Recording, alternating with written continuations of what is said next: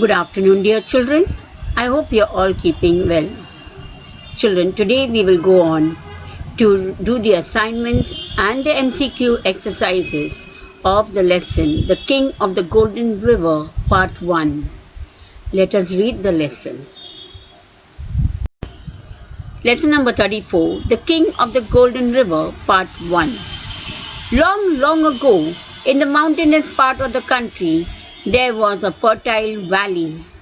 There were many waterfalls leaping down the mountain tops and not into the valley. They all ran down the other side of the mountain. One of the falls was very high and shone like gold in the beams of the evening sun. People called it the Golden River. Now, though there were no streams running down to the valley itself, the wind constantly brought the clouds to the valley. Even when the rest of the country was dry, it always rained in the valley. In the valley, the wind and the clouds made the crops green, the hay high, the apples red, the grapes purple, and the honey sweet. People called it the Treasure Valley. The Treasure Valley belonged to the three brothers, Swats, Hans, and Gluck. The two older brothers were big, ugly, and wicked. They were good farmers, but they killed everything that was not profitable for them. Even little things like blackbirds and hedgehogs and crickets. They did not treat their servants well and gave them only poor wages. They waited till the corn had become very expensive in the market and then sold it for twice its value.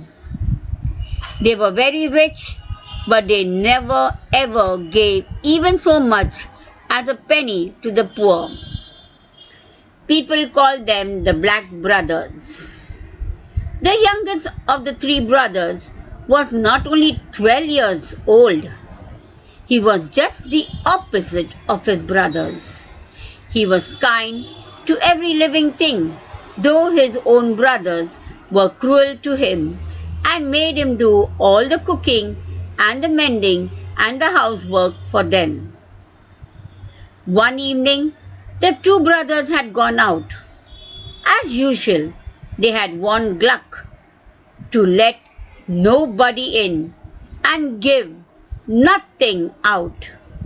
Gluck was to get their dinner ready for them. It was raining very hard outside and the weather was very cold. Just then, there was a double knock on the door. Gluck went to the window and put his head out to see who it was. He saw the most extraordinary looking gentleman standing at the door. The strange visitor was very short with large nose, red cheeks, curly moustache, and merry twinkling eyes. He wore a conical cap as high as himself and a cloak 4 times as long. "I'm wet. Let me in," said the stranger. "I beg your pardon, sir," said Gluck. "I'm very sorry, but I really can't.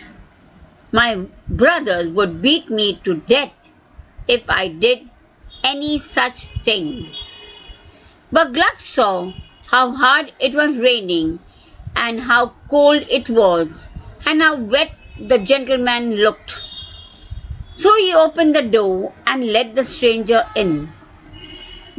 Gluck thought he could let the stranger get warm inside for some time and asked him to leave before his brothers came home. The stranger, however, had no plans of leaving. In fact, he told Gluck that he had nothing to eat for 2 days and was very hungry. It melted Gluck's heart to hear this, so he decided to give the stranger a part of his own dinner. Before the stranger had even eaten it, however, the wicked brother returned. They were shocked to see the little gentleman sitting in the house. At once the brothers began to shout at Gluck. Swass threw a rolling pin at Gluck. At that instant, the stranger put in his conical cap, and the rolling pin went spinning to the corner of the room. The brothers turned to the visitor and ordered him to get out of the house. The little man asked them humbly to let him stay, as it was so cold and wet outside. But the evil brothers wouldn't listen. They rushed at the old man to throw him out of the house. To their surprise, they found that they couldn't touch him. Instead, they were themselves swept into the corner with the rolling pin. Then the old gentleman gathered his cloak and cap and said, At 12 o'clock tonight, I'll call again. But since you have treated me so badly, it will be the last visit I pay you. Then he went away like a whirlwind. That night, a big storm woke the brothers. It shook the house and blew away the roof. Once again, the wicked brothers saw the strange visitor. He was sitting on a cloud, bobbing up and down. You may go to your brother's room. I have not damaged it, he told Hans and Swass. Remember, this is my last visit. You will find my card on the table. And with those words, he disappeared. In the morning, the brothers saw from the window that the storm had swept away whole trees, crops from Treasure Valley. Everywhere they saw only red sand and grey mud. The valley was a picture of ruins. The brothers then crept into the kitchen. On the kitchen table, there was a small white card. It read, Southwest Wind, Esquire. Now children, let's do an exercise based on this lesson. Exercise number 1. Let's learn some difficult words. First word, fertile, F-E-R-T-I-L-E, fertile. Second, constantly, C-O-N-S-T-A-N-T-L-Y, constantly. Third, hedgehog, H-E-D-G-E-H-O-G, hedgehog. Fourth, wages, W-A-G-E-S, wages. Fifth, conical, C-O-N-I-C-A-L, conical.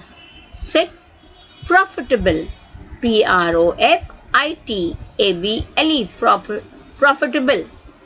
Seventh, whirlwind, W-H-I-R-L-W-I-N-D, wind, whirlwind. Eighth, bobbing, B-O-B-B-I-N-G, bobbing. Ninth, mending, M-E-N-D-I-N-G, mending.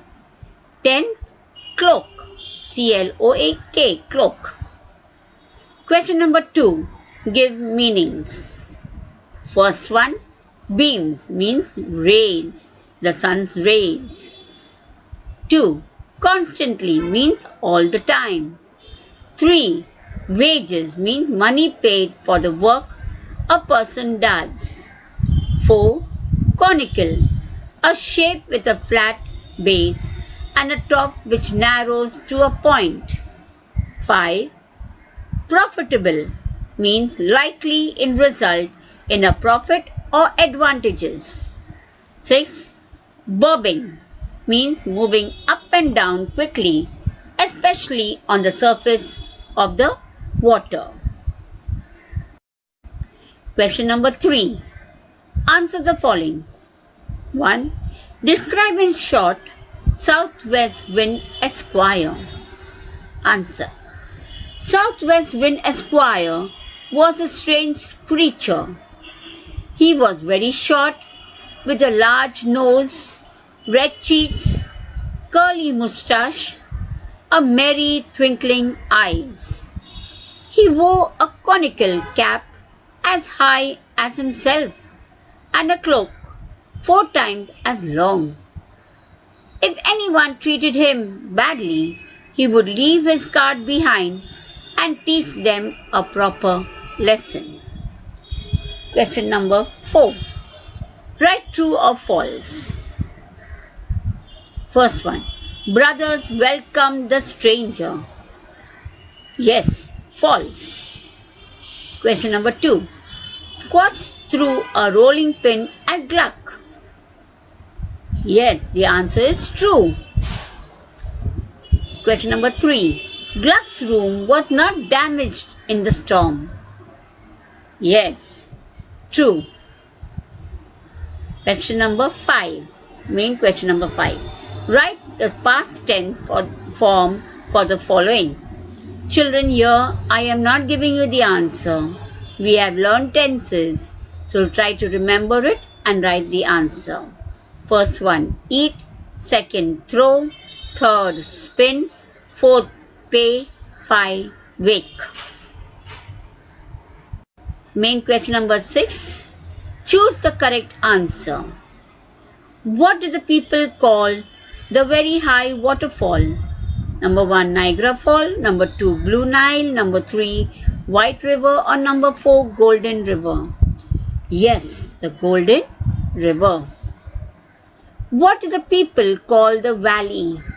First, Rift Valley, Paradise on Earth, Treasure Valley, or Greenwood? Yes, Treasure Valley. Question number 3. What do the people call squats and hands? 2 amigos, black brothers, 2 mosquitoes, or good Samaritans? Yes, black brothers. 4. How old was Gluck? Was he 12, 10, 9, or 11?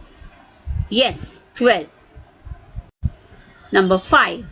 What warning did the 2 brothers give to Gluck? 1. Welcome the stranger. 2. Don't eat stale bread. 3. Let nobody in and give nothing out. 4. Don't sleep. Yes, the answer. Let nobody in and give nothing out. Number 6. What cap did the strange visitor wear? First, round. 2, square. 3, conical. 4, skull. Yes, conical. Number 7. For how many days had the strange visitor not eaten? Is it 6, 2, 5, or 7? 2. Number 8. What did Squatch throw at Gluck? Was it a plate, a book, shoe, or rolling pin? Yes, the answer, rolling pin. Number 9. What was written on the white card? Southwest Wind Esquire, Mission Accomplished, Hurricane Andrew, or Typhoon Thomas? Yes, the answer is Southwest Wind Esquire.